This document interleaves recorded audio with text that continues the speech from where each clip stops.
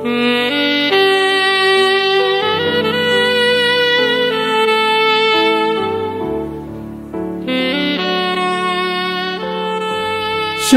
Bapak Ibu Saudara yang dikasihi Tuhan, haleluya. Kita bersyukur hari ini Tuhan masih menyertai kita.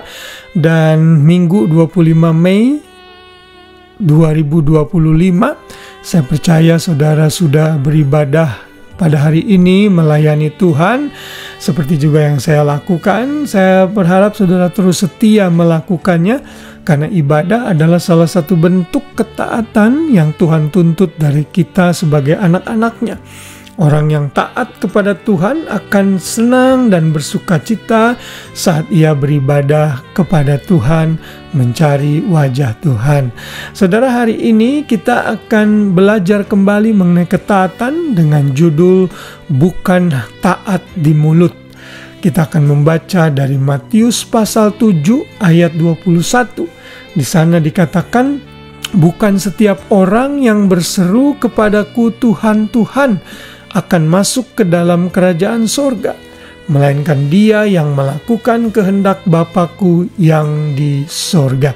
Saudara, ayat ini adalah bagian dari khotbah Tuhan Yesus di bukit.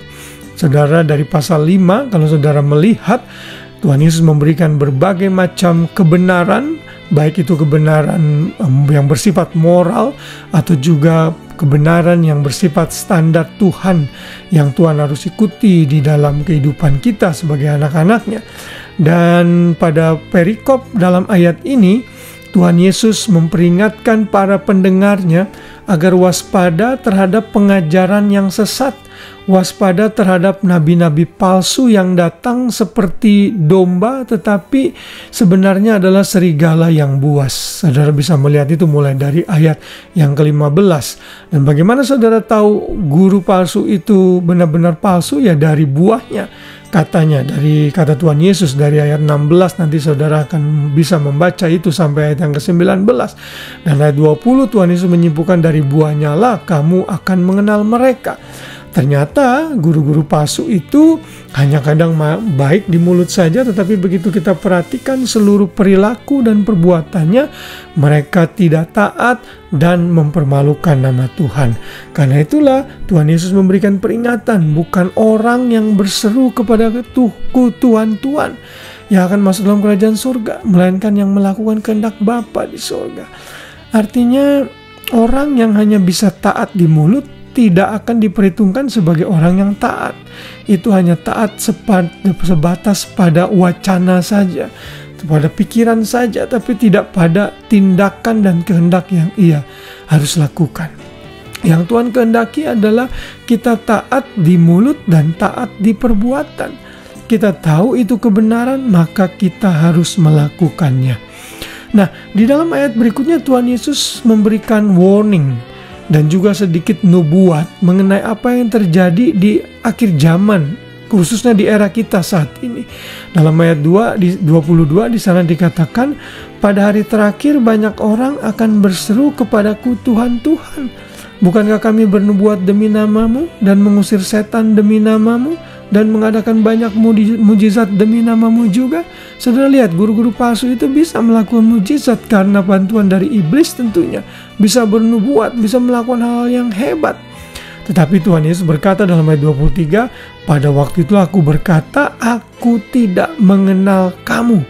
Bahkan Yesus berkata, enyahlah daripadaku, kamu sekalian pembuat kejahatan.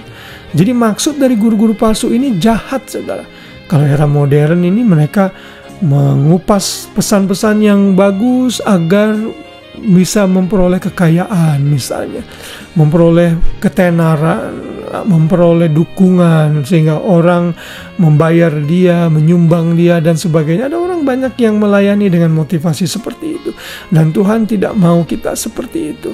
Tuhan mau kita taat, bukan hanya sekedar di mulut yang berseriak dan berseru, Tuhan, Tuhan, oh Engkau dahsyat, Engkau ajaib, oh haleluya. Di gereja kita bisa jingkrak-jingkrak, di gereja kita bisa angkat tangan, bisa keluar air mata dan sebagainya. Tapi begitu kita keluar dari gereja, tindakan kita sungguh memalukan. Tuhan tidak mau kita seperti itu. Kita hanya taat di mulut untuk show off di tengah-tengah sekeliling kita, tapi kita tidak taat dalam perbuatan kita. Karena itu hari ini dan malam ini Tuhan kembali mengingatkan kita dengan keras melalui teguran dari Tuhan Yesus. Dalam Lukas 6 ayat 46 Tuhan Yesus berbicara hal yang senada.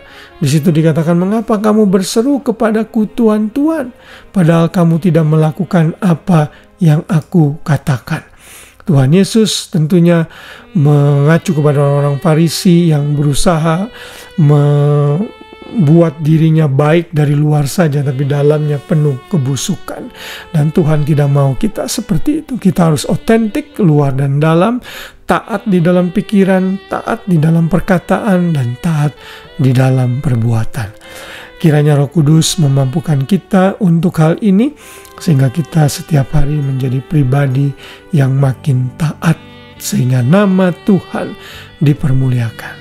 Tuhan Yesus memberkati kita semua. Selamat malam dan selamat beristirahat. Shalom.